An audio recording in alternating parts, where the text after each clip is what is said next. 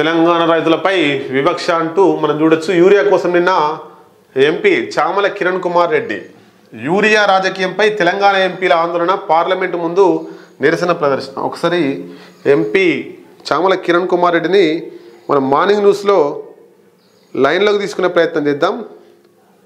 మరి బిజీ ఉండా మనకేమన్నా ఆన్సర్ ఇస్తారా చూద్దాం. చామల కిరణ్ కుమార్ రెడ్డి భువనగిరి ఎంపీ మార్నింగ్ న్యూస్లోకి వెళ్ళి మనం ఫోన్ చేస్తున్నాం. సార్ నమస్కారం సార్. నమస్తే. సార్ నా పేరు శంకర్ సార్. మార్నింగ్ న్యూస్లోకి వెళ్ళి మీకు లైవ్లోకి వెళ్ళి మాట్లాడుతున్నాం సార్. చెప్పండి శంకర్. సార్ ఇప్పుడు మనం నిన్న ఢిల్లీలో యూరియా కోసం ధర్నా చేసిర్రు.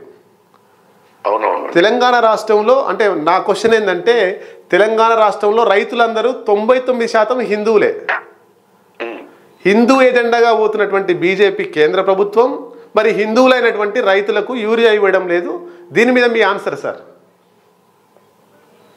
నిన్న అంటే మనకు రావాల్సిన యూరియా జూన్, జూలై, ఆగస్టు నెలలలో రాలేదనే విషయంలోనే మనము ముఖ్యమంత్రి గారైన తుమ్మల నాగేశ్వరరావు గారిని కలవడం జరిగింది.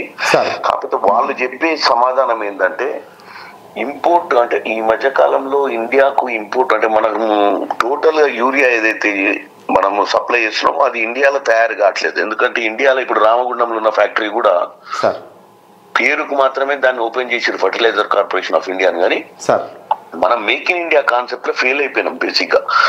మనం కనుక యూరియా కూడా తయారు చేసుకోలేని పరిస్థితి ఉండి, మన రైతులకు మనం యూరియా సప్లై చేయలేని పరిస్థితిలో మనం ఉంటే, మనం విదేశాల నుంచి యూరియా తెచ్చుకునే ప్రయత్నం చేస్తున్నాం.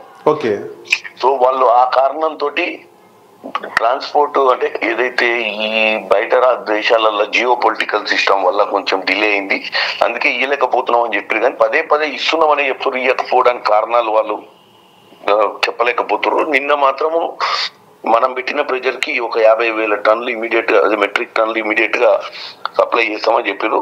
డెఫినెట్ గా మీరు అన్న ప్రశ్నకి ఏంటంటే, సరే రైతులు హిందువులకు వాళ్ళు చేయాలి కాదు, తెలంగాణ నుంచి 8 మంది ఎంపీలు కాంగ్రెస్, 8 మంది ఎంపీలు బీజేపీని ప్రజలు గెలిపించారు.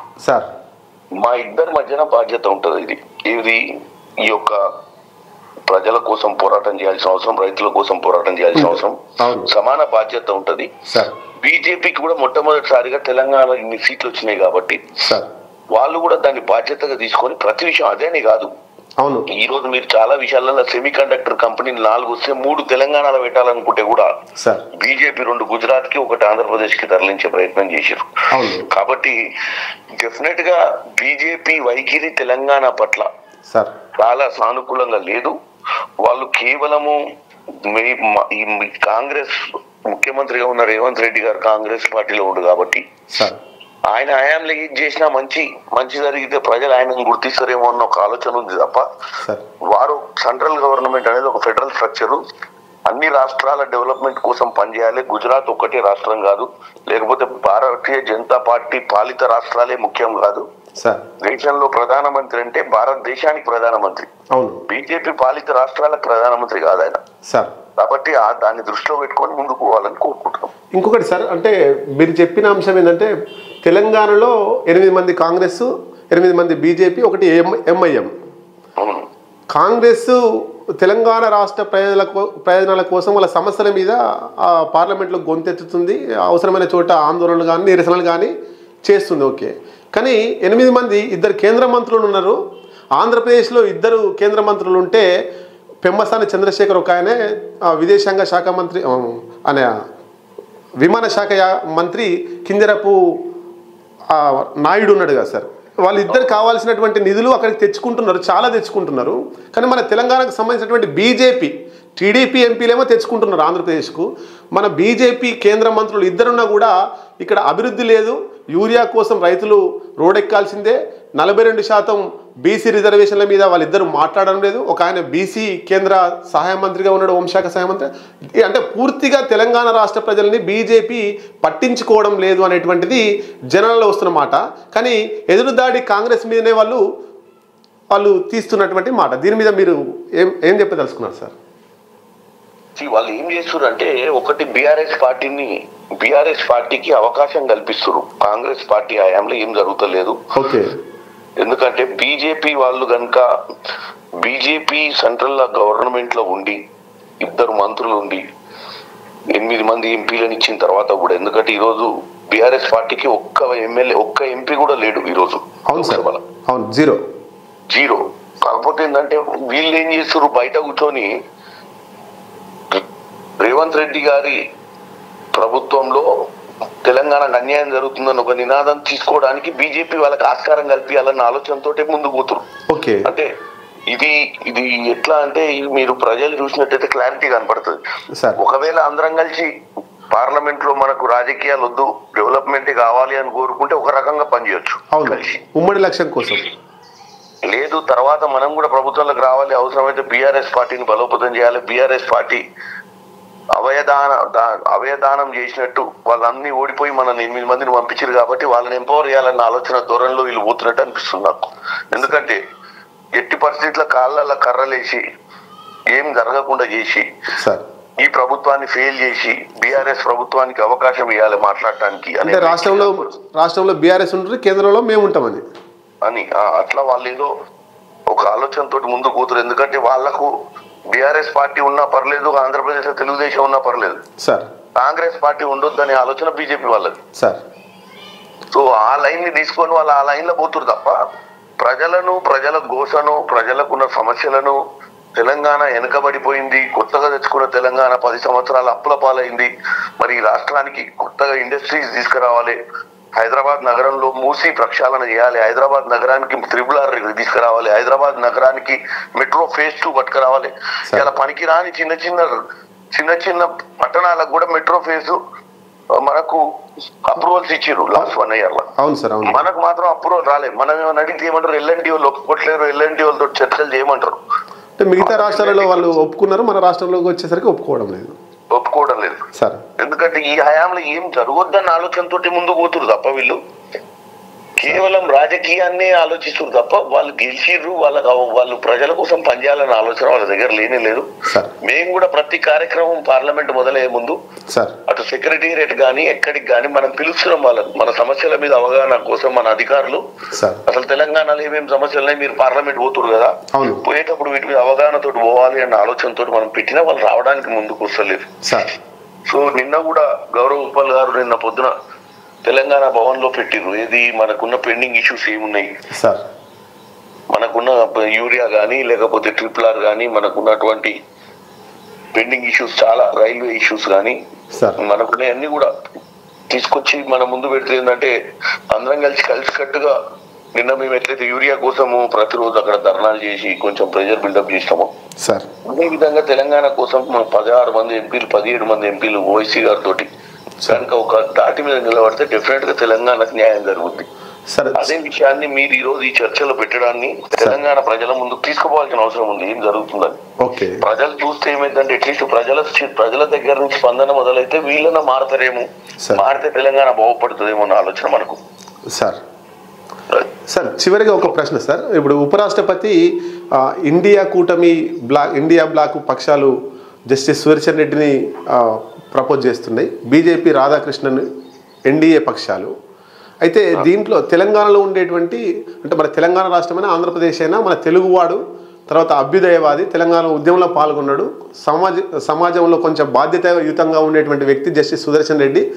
ఆయనకే ఈ తెలుగు రాష్ట్రాలకు సంబంధించినటువంటి అన్ని పార్టీలు సపోర్ట్ చేయాలనేటువంటిది ఒకటి ఇష్యూ బయటకు వస్తుంది. కానీ దీంట్లో బీఆర్ఎస్ ఇటు జస్టిస్ సుదర్శన్ రెడ్డికి సపోర్ట్ చేయాలా లేదా బీజేపీ రాధాకృష్ణన్ సపోర్ట్ చేయాలనేటువంటి మీమాంసలో ఉంది. ఒకవేళ బీజేపీకి సపోర్ట్ చేస్తే కాంగ్రెస్ బీఆర్ఎస్ ఒకటి అనేటువంటి అంశం తెర మీదకి తీసుకొస్తుంది కాంగ్రెస్. లేదు కాంగ్రెస్కు ఇక్కడ జస్టిస్ సుదర్శన్ రెడ్డికి సపోర్ట్ చేస్తే కాంగ్రెస్ బీఆర్ఎస్ ఒకటే అని బీజేపీ కొంచెం అంశం తెర మీద తీసుకొస్తుంది. లేదా న్యూట్రల్గా ఉండి ఓటుకు దూరంగా ఉంటే బీజేపీ గైడెన్స్లోనే ఓటుకు దూరంగా ఉంటుంది అనేటువంటి అంశం తెర మీదకి వచ్చేసింది. అంటే ఈ బీఆర్ఎస్ అంశాన్ని ఉపరాష్ట్రపతి ఎన్నికల్లో ఎట్లా చూడొచ్చు? ఈ ఉపరాష్ట్రపతి ఎన్నికలలో తెలంగాణకు సంబంధించినటువంటి వ్యక్తి తెలుగు అనే ఒక పదము మన ఉమ్మడి రాష్ట్రానికి సంబంధించిన వ్యక్తి అనుకోవాలి. అవును సార్, అవును. ఈరోజు బరిలో ఉన్నారు. రెండోది మనం చూడాల్సిన అంశం ఏంటంటే ఈ సుదర్శన్ రెడ్డి గారు ఈ మధ్య కాలంలో జరిగినటువంటి బీసీ కులగణనకు సార్ దానికి సంబంధించినటువంటి ఈ ప్రక్రియ మొత్తానికి కూడా చైర్మన్ గా వివరించారు. ఇది మన దాని ప్రాసెస్ కి సార్ ఆయన ఆదేశాల మేరకే ఈ యొక్క పద్ధతిని అవలంబించి మనము దాన్ని ఆర్డినెన్స్ దాకా తీసుకుని ఆర్డినెన్స్ నుంచి అడిగి పంపించినాం. సో ఆయనను బీసీలకు మంచి చేయాలి, బీసీలకు రిజర్వేషన్ తీసుకురావాలి, బీసీలకు 42% రిజర్వేషన్ విద్య ఉద్యోగ మరియు రాజకీయ అవకాశాల కోసం ఏదైతే ఆయన చేస్తున్నటువంటి దాన్ని చూసి ఒకటి అందరూ ఆయనను కన్సిడర్ చేయాలి. ఏది మనకు బీసీల కోసము ఆయన ఇది చేసిండన్న విషయాన్ని. రెండోది మీరు చెప్పినట్టు బీఆర్ఎస్ పార్టీ వైఖరి తెలంగాణ అనే ఒక పదానికి విలువనిచ్చేటువంటి పరిస్థితి వాళ్ళు ఉన్నామని చెప్పుకుంటారు కదా సార్. ఈ రోజు వాళ్ళు తెలంగాణను తీసి BRS party Bharatiya Janata party అని పెట్టుకోరు, భారతీయ రాష్ట్రీయ సమితి అని పెట్టుకోరు. అవును సార్ అవును. సో ఇప్పుడు తెలంగాణ అనే దానికి అర్థం లేకుండా ఉంటుందా ఉండదా అనేది ఇప్పుడు తెలిసిపోద్ది మనకు. వాళ్ళ వైఖరి ఏందో దీనిలో బయటపడుతుంది. ఇప్పుడు తెలంగాణ సెంటిమెంట్ ఉంటే మరి సుదర్శన్ రెడ్డి గారికి మద్దతు ఇవ్వాలి వాళ్ళు. అవును సార్. రాజకీయాలకు అతీతంగా సార్. లేదు వాళ్ళు భారతీయ రాష్ట్ర సమితి, మాకు తెలంగాణతో సంబంధం లేదు, మేము భారతదేశంలో మేము బీజేపీ తోటి అంటగా అవుతాం, వాళ్ళు భారతీయ జనతా పార్టీ, మాది భారతీయ రాష్ట్రీయ సమితి, మేము భారతదేశం గురించి మాట్లాడతాం, మేము రాష్ట్రాలకు సంబంధం లేదు మాకు, మేము డెఫినెట్ గా భారతీయ జనతా పార్టీ పెట్టిన క్యాండిడేట్ కి మద్దతు ఇస్తా అంటే అదొక వైఖరి. వాళ్ళ గోతి వాళ్ళు తీసుకున్నట్టే. అప్పుడు మనం తెలంగాణ ప్రజలు వీళ్ళకు ఉన్నటువంటి చిత్తశుద్ధి, తెలంగాణ ఉద్యమము, తెలంగాణ కథ కార్ఖానా బయటకు వస్తుంది లెక్కపరగా. అవును సార్ అవును. సో ఇప్పుడు ఇది మరి వాళ్ళు ఏం నిర్ణయం తీసుకుంటారో చూసినాక మనం దాని గురించి మాట్లాడే ప్రయత్నం చేద్దాం. సార్ చిన్న విషయం సార్, నిన్న రామచంద్రరావు బీజేపీ రాష్ట్ర అధ్యక్షుడు మాట్లాడుతూ ఉద్యోగాల్లో విద్యలో మాత్రమే రిజర్వేషన్లు ఉండాలి, రాజకీయాల్లో రిజర్వేషన్లు ఉండొద్దని ఒక పక్క చెప్పిండు. జస్టిస్ సుదర్శన్ రెడ్డికి అనే రెడ్డి మేము బీసీలకు ఉపరాష్ట్ర పదవి ఇస్తే రెడ్డిలకు ఉపరాష్ట్ర పదవి ఇండియా బ్లాక్ ఇచ్చిందని చెప్పేసి బీజేపీ వాళ్ళు చెప్తున్నారు. అంటే వాళ్ళకి అవకాశం వచ్చిన చోటనేమో రిజర్వేషన్లు వద్దంటున్నారు, ఒక చోటనేమో రెడ్డిలకు ఎందుకు ఇచ్చారు మేము బీసీలకు ఇచ్చారని చెప్తున్నారు. ఇప్పుడు రామచంద్రరావు గారిని అధ్యక్షుడు చేసేందుకు సగం పార్టీ వాళ్ళకు ఆనందంగా ఎందుకు లేరంటే ఇదికే లేరు. ఎందుకు లేరంటే ఆయన చెప్పేదానికి అర్థం లేకుండా మాట్లాడతారు. ఒక మంచి అడ్వకేట్, వాక్చాతుర్యం అనే వ్యక్తి. మరి ఆయన తీసుకున్న లైన్ లా బీసీకి ఇచ్చినప్పుడు బీసీని గెలిపేయాలన్నప్పుడు 42% రిజర్వేషన్ అప్రూవ్ చేయాలి కదా వాళ్ళు, బీసీలకు న్యాయం చేయాలనుకుంటే. అవును సార్. 42% రిజర్వేషన్ బిల్లును తీసుకొచ్చి ప్రెసిడెంట్ దగ్గర 4 నెలల నుంచి పెండింగ్ పెట్టి కూర్చుర్రు. అవును సార్. మేము ఇప్పుడు భారతదేశంలో ఉపాధ్యక్షుడి పదవి కోసం మేము బీసీని పెట్టినాం కాబట్టి బీసీకి ఓటేయాలని వాళ్ళే మాట్లాడుతున్నారు సార్. మరి యువతల బీసీల కోసం 42% కోసం ఆర్డినెన్స్ తయారు చేసి పంపించినటువంటి కీలకమైన వ్యక్తి సుదర్శన్ రెడ్డి గారిని ఏమో కన్సిడర్ చేయొద్దంటారు. కాబట్టి ఇదంతా వాళ్ళందరికీ కాంట్రడిక్షన్స్ ఎక్కువ ఉన్నాయి. వాళ్ళ స్టేట్మెంట్స్ కి వాల్యూ లేదు, స్టేట్మెంట్స్ కి కన్సిస్టెన్సీ లేదు, రెండు లేవు వాళ్ళ. Sir sir thank you sir, మీ విలువైన సమాచారం ఇచ్చినందుకు. Thank you sir. Okay sir. ఇది మిత్రులారా మనం చామల కిరణ్ కుమార్ రెడ్డి భువనగిరి ఎంపీ గారితో ఇప్పుడు మనం లైవ్లో